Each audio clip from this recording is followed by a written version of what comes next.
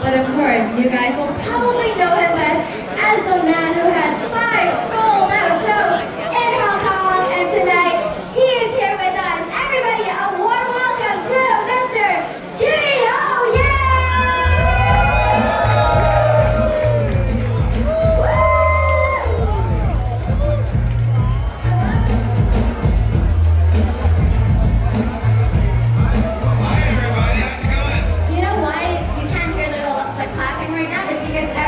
So busy holding their phones up. Is that right? Can we put the phones down and give him a warm round of applause?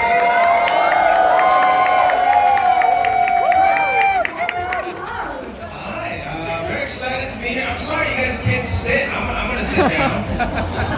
You guys are making all these high net worth individuals stand. I mean, come on. They deserve some seats. How's everybody doing? Everybody good? All right. It's very exciting to be back here. So I just mentioned about the 5 sold-out shows. Might I add that I was one of those individuals who did not get a ticket? Wow, I'm sorry. Everyone's a famous though. Everyone is not. I'm sorry. I don't have tickets on me. I'll come back. I'll go from more often and do more shows next time. Can we turn down the music in the back? There's some club music in the back. You know? Okay, now Jimmy, now that we have you here today, we all know what a personal character you are. You're always showcasing your real life moments, experiences in your life. But let's rewind a little bit. Back to little Jimmy. I want to hear about little Jimmy because similarly to me, Jimmy, you were born in Hong Kong, but a lot of your life later on was elsewhere abroad. I was raised in Canada, so I also always have this feeling of, do I resonate more as someone from Hong Kong or someone more westernized? Tell us a little bit about your experience. Well, I grew up in Hong Kong from 0 to 13. I lived in T Hall View though. You guys know that? It's still there. I snuck in and visited. It's still very awesome. And that was a very thick neighborhood, right? It's a really cool neighborhood. When I grew up, it wasn't. A lot of mosquitoes over there. But I still have very fond memories of Hong Kong. My upbringing was Hong Kong and Shanghai from, my parents are Shanghainese. So I went to Huayan Xiuhao, and then 1 year Huayan Zhonghao before My husband also went to Huayan. Yeah, that's I right. really feel a connection. See, Huayan said we're doing good. Huayan said we're doing good, you found a beautiful wife, and now are your kids going to, Hopefully they'll be also going to the school. I'll make a call. Okay. You guys heard it here. I know Paul. Jimmy's gonna call me out. But yeah, to answer your original question, I think, being an immigrant, going to America when 13 years old is not like the easiest thing, right? To assimilate, really, Hong Kong, we learned English, but my English wasn't that good at 13. So I had to really learn about the culture, and it was so much about fitting in, trying to be American, trying to speak the language so I don't get bullied. And then later on, as I got older, now that having spent half of my life in Hong Kong, half of my life in America, I actually want to get in touch with my Chinese roots more now. That's why it's so important when you come back, and I was so excited to be able to do my shows here. And I think one of the ways you always go back to your roots is you're always sharing your experiences on stage. And you're such a funny guy. Did you always know you were this funny when you were younger? Were you the kid in Huayan who was cracking jokes, making them left and right? Thanks. I got in touch with my elementary school friends from Huayan, and I asked them, I was like, was I funny? They were like, no, you weren't at all. You were just loud. I was loud and disruptive. A little bit, But my dream was never to be a comedian. I wanted to be an athlete. I wanted to play in the NBA. Thank you. You're so encouraging. Nobody ever saw that but you. I always tell people I didn't want to join a pageant. I wanted to be a bodybuilder. Yeah. But things didn't really work out for me. I'm sure you can do it. Thank you. But also knowing that you moved to LA at the age of 13 and you were talking about that cultural shock, when do you feel like you really started to really mesh and blend in with people there? Was it when you started going on stage with comedy shows? That's a great question. I think I always felt that I didn't fit in. But there's a sense of fitting in when you don't fit in. Because all my friends in high school in America were all the kids that didn't fit in. We weren't the skaters, we weren't the cool kids or whatever, but we were the randoms. That was the niche. Yeah, it was like me, my best friend is Persian, Iranian, you know, Bangladeshi, Korean guy. We had our own little group. And I love that, and I think that's why I love, like, you know, learning about all the different cultures, because those are my best friends growing up. And then in college, same thing, and then in stand-up, I feel like I took that to the next level, because in stand-up, the more you don't fit in, the funnier you are. The more different you are, you can bring your experience, the kind of more interesting the audience finds you. So yeah, I found a lot of my still closest friends in the stand-up circle. That's so amazing. And how do you think that you also might have brought that Chinese culture over there? Because I know when people watch you, they really resonate, because there's a lot of Chinese people also living in the States, and I feel like that's the way you really feel relatable for a lot of people who might be lost or finding their place and their identity as well. Yeah, I think when I first started, maybe this is true for everyone starting any job. When you first start, you just want to do your job, right? Like trying to fit into the job, you know, like for me, just trying to get a laugh, any laugh. And now I realized the more honest I got, the more vulnerable and myself I was on stage, and talking about my family, myself, and my own experiences. That's when people related to me, whether it's in America, Hong Kong, or even in like London or something. So I just try to be honest, you know, and I think that's the best approach. And we had a little bit of a chat earlier, and I learned that when you first went into comedy shows, how much were you earning? Could you please share that with us, if you don't mind? How much does everyone think he was earning at his first comedy show? First of all, you guys are all very successful here. You know, I actually had an economics degree that I never used. I had an internship at a financial advisor firm. So if you guys want to hire me after the show, I could be an intern. But when I first started, there was zero money to do open mics. I actually had to pay $5 You had to pay that? to get on stage for 5 minutes. Because they say in comedy, like stage time, you need the stage time practice. That is your currency, you know? So I was able to get better and better from doing 5 minutes to 15 minutes, from paying $5 to now they invite me, but it's still free, to maybe getting $50, but I gotta drive 2 hours to a show. So little by little, it grew, but it wasn't, like thinking back, I was like, oh my God, that was so hard, but I enjoyed every moment of it. So it wasn't about the money when I first started.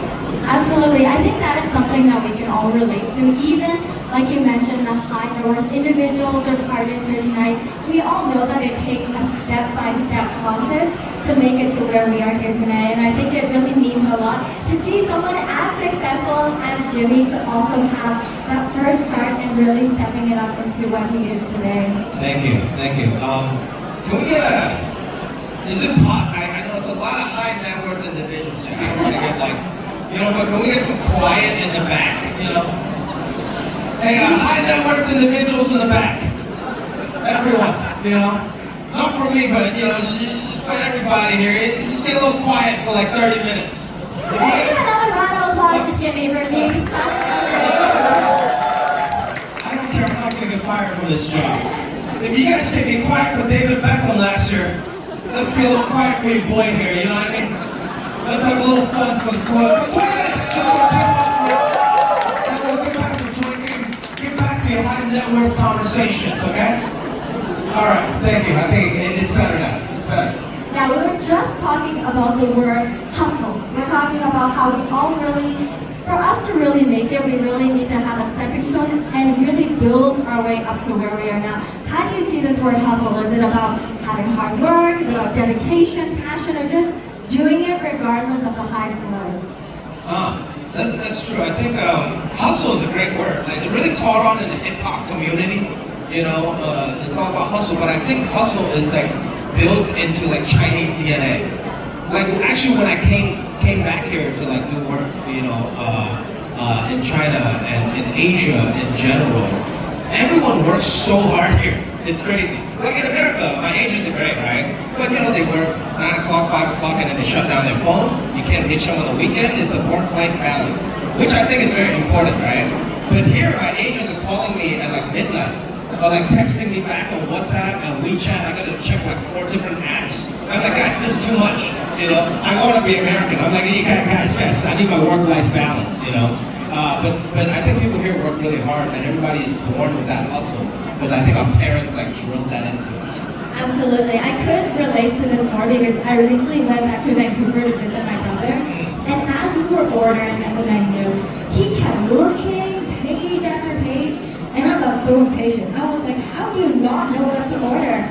And he was like, Grace, that's just the Hong Kong side of you coming out. You know, you sit down, you know exactly what you want, you get out of there immediately when the food It's about arrives. efficiency. There's no people waiting, you know? I have never been more efficient in my life. I just dropped off my kids, and now I'm back here working, and I feel great about it. Don't you guys love this culture too? I love it. Get things done. Everybody just got out of work here and they came here. You know, some people didn't even change, I'm sure, just in a suit and tie, and just came here. I was just in Europe on my tour. I actually just flew in today, and the people there are so slow.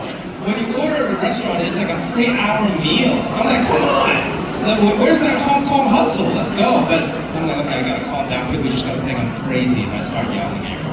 But you know, I think one of the things that we can all definitely agree about everyone here tonight is what an impact we've made. Like we said, we have a lot of high net worth individuals. We also have a lot of professionals here, which is a great way for you and I both to get some professional advice from them tonight, especially when we're talking about legacy planning. Oh. That's a good idea, isn't it? That's how you know you made it. That's how you know. I'm a comedian on stage talking about legacy planning. That's amazing. I bet you guys every day you think about legacy. Now you know you made it work. And what does the word legacy mean to you? It is a big word if you really think about it. Yeah, I don't know what the Webster Dictionary definition of legacy. But I think for me, like as an actor, as a comedian, you know, you always you remember by your jokes, by your characters. And my worst fear when I first started, acting, I was on a show called Silicon Valley for like 6 years. Have you guys seen Silicon Valley? Yes. It was a very funny show, right? Everybody knew me. Like people come up to me in the street like, "Oh, Jing Yang," and I'm like, "Hey, nice to meet you." And they're like, "Oh, I didn't even know you speak English." I'm like, "Man, that's cool acting, dude." I mean, But anyways, I didn't want to be known as just Jing Yang. That was my worst fear when that show was finished. I was like, oh my god, for the rest of my life, who's going to know me as Jing Yang? But I think that's why pushed me to work so hard on my stand-up and whatever. And now people come up to you, nobody's going to say Jing Yang, they're just going to be like, hey, Jimmy. Because you just want to be known as a full person, right? Like even for you guys, you don't want to just be known as your work self or just a husband or just a worker. You want to be known as a full person. And that to me, I think it's important when it comes to legacy. It's not just like money, but it's who are you as a person as a whole. Absolutely. I think a lot of us think about how do we want to be remembered by? And a lot of us hold so many different identities. You're an actor, you're a comedian, you're a writer, you have your own book, you host. I mean, that's a lot of elements. And on top of that, you are a very good friend too. And that's what you want to be remembered by. I try to be. I think that's what's most important. You want to stay professional, you want to do all your work right. But I think at the end of the day, what brings me joy, what brings people joy is, my friends, my family, make sure my family's taken care of. Like this time when I came back to do shows in Hong Kong, like my parents, they refused to sit business class. I would buy a business class ticket, they're like, oh, this is too wasteful, I'm like, come on, I'm paying for it, you guys are older, let me pay. They're like, no. So actually, I made a deal with the airline, the airline would know, and to give them some free tickets. So now they'll take business class and it's free. So I make sure they were taken care of, and the hotels were great, taking care of them. The peninsula even picked them up in a Rolls Royce, So I think that made me feel happier when they're happy, like they're taken care of. Yeah. What a great thing. I try. And on this planning about your legacy, we're leaving a legacy behind, but how do we prolong it? How do we protect our legacy, in your opinion? I think even just for my career, I'm sure everybody here is probably more financially savvy than me. But I've been very lucky in my career, whether it's agents, manager, lawyers, financial advisors. I very carefully pick people. I'll take a bunch of meetings. And sometimes I'll fire some people, hire some new people. But I think to me that's the most important thing, to have the right people around me. Because I'm an artist. I try to not negotiate or whatever, right? And let the experts do it. And instead of me negotiating 100 deals, I just hire the right person one time, right? That's one major decision instead of 100, different decisions. So I just try to surround myself with good people I trust. I call my accountant, I'm like, hey, Michael, can I afford this house? Hopefully he's not gonna say, oh no, you can't because you're wrong. But but when he does say, oh yeah, you can buy this, no problem. I trust his opinion, and so having people that are on the ground, knowing the current financial state, or in the agencies that know what show sells in Hollywood and what doesn't, because I can't keep up with the news every day. So I think for me, it's surrounding myself with the right people. And I think what I hear from this is that person knows you best. And that's the same as goes with Bespoke legacy planning, is that you're always tailoring a very customized plan for yourself and yourself only. It's not a one-size-fits-all. It's what works for that individual. Would you agree? Yeah, for sure. I think that's everything, right? That's even this tuxedo. That's called check, baby. Tailor made. That's why it looks good. I can't just buy off the rack at Zara. I'll have to talk bad about Zara. I think it's a good company. But I think you can tell, that something is bespoke, something is not, and I think that's everything in life. Like even in my shows in Hong Kong, I make sure I bespoke the show to the people of Hong Kong. It's like 20 minutes, Cantonese and Hong Kong material.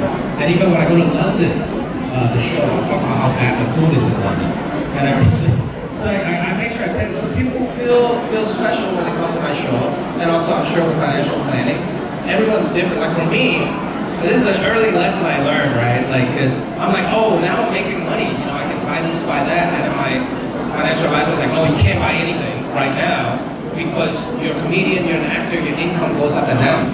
Today you might be in a blockbuster movie. Next year there might be a writer's strike. And that happened, right? And you never work. So for me, my strategy is probably very different than a doctor or a banker. So I think it's very important to know what you are about and how your finances are that are different than other people. And when we spoke earlier, you gave a really good analogy about going to a fast food restaurant and going to a gourmet. I love this. Yeah. Can you share that with us? Yeah, I guess it's like, a one size fits all. It's like going to McDonald's and ordering a Happy Meal. But I think this is why I love about Chinese culture and restaurants in Hong Kong.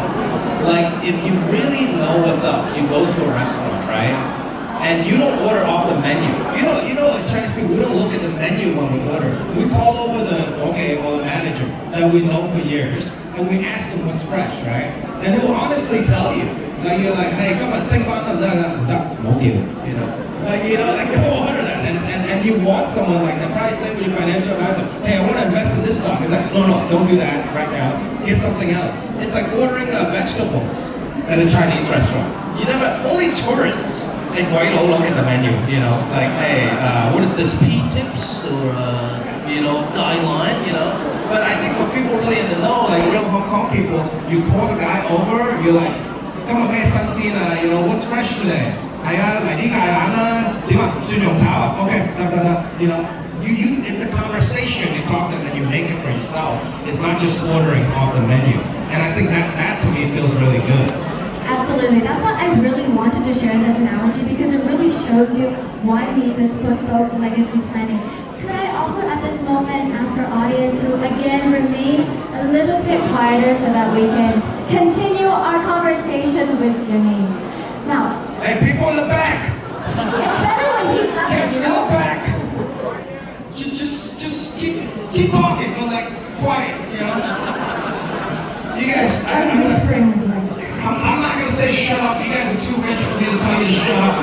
But keep talking, have fun. But we got a conversation going for the people in front. But keep having fun.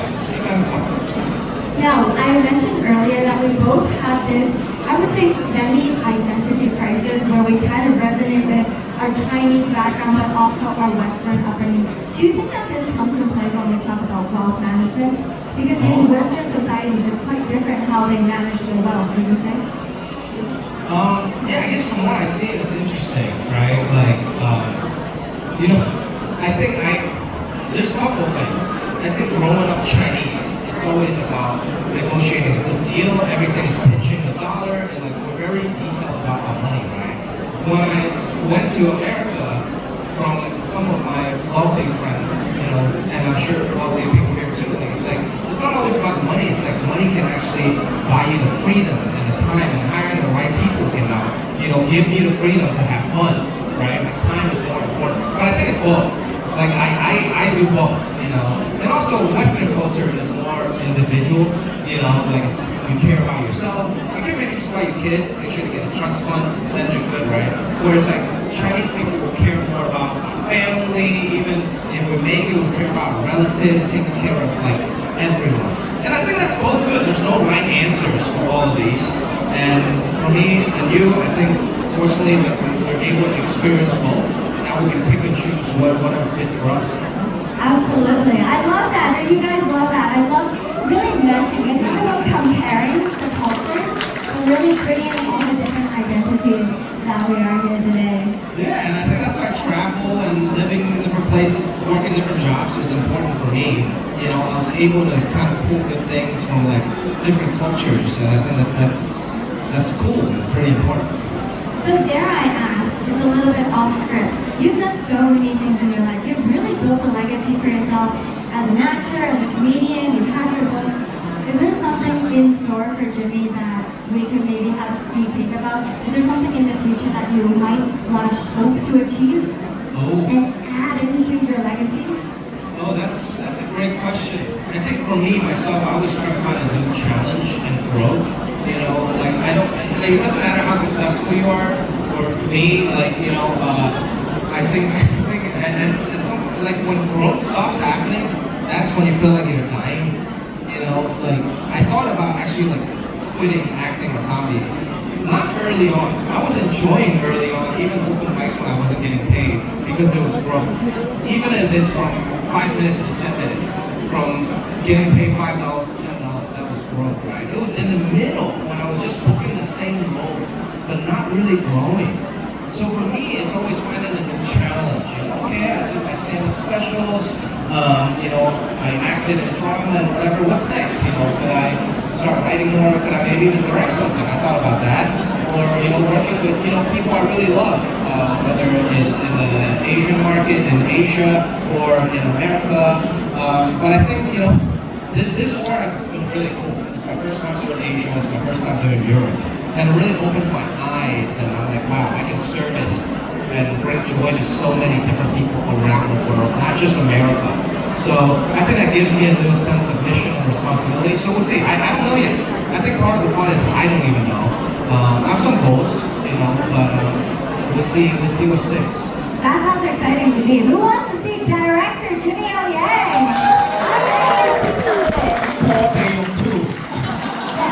You guys think it's a comedy? No. He's gonna go completely opposite, off the rails. That's what we would love to see. Now, before you leave the stage, do you have any final closing remarks you want to share with all of us here? What is one key message from you here being tonight? Yeah. How can I give messages to these incredibly successful, high net worth individuals? I need to learn from you guys. But I think it's a constant learning experience. That's why I like, you know, doing, whether it's this event or any different things. Like I used to go to even a lot of tech events, you know, when I was in Silicon Valley. I get to learn from a lot of people. And I don't know, for me, it was like if I were to do anything differently, you know, especially on the finance side, I would have just started early and like look for the right team early. You know, I just put everything off. I'm like, I don't need a planner, I don't need whatever, right? But then once now I found the right person, not only okay, I got my money, hopefully it's growing, but also like I have that peace of mind. And for me, my goal is just to delegate a little bit. And I've heard that from people, CEOs or whatever, right? I think that's super important. They're very hard.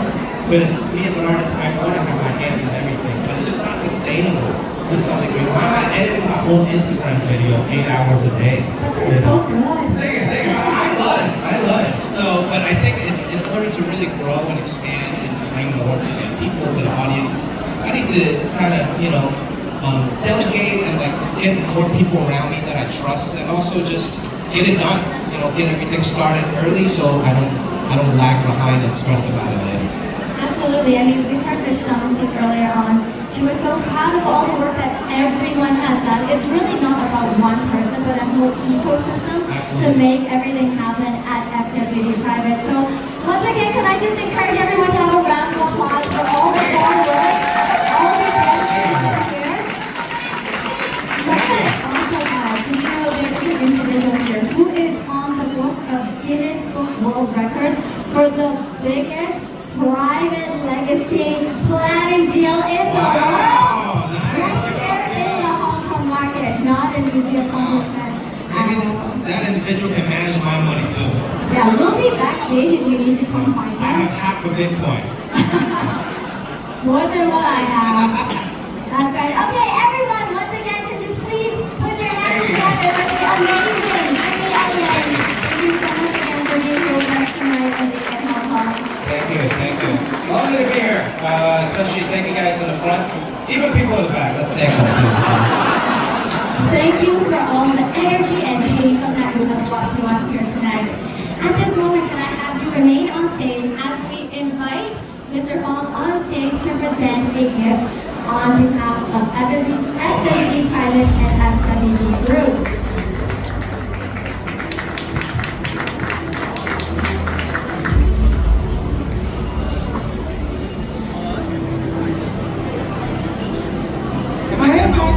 A photo moment in the middle before we present our gift to Jimmy.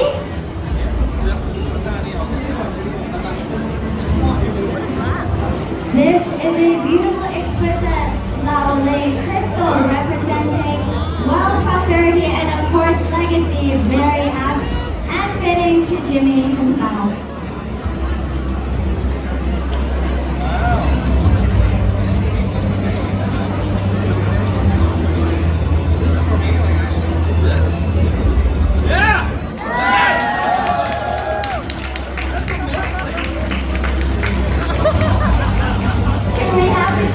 Remain on stage as we invite our other members to come on stage for some group photos. First, may we please invite the FWD Group Management Team to come on stage for a photo opportunity.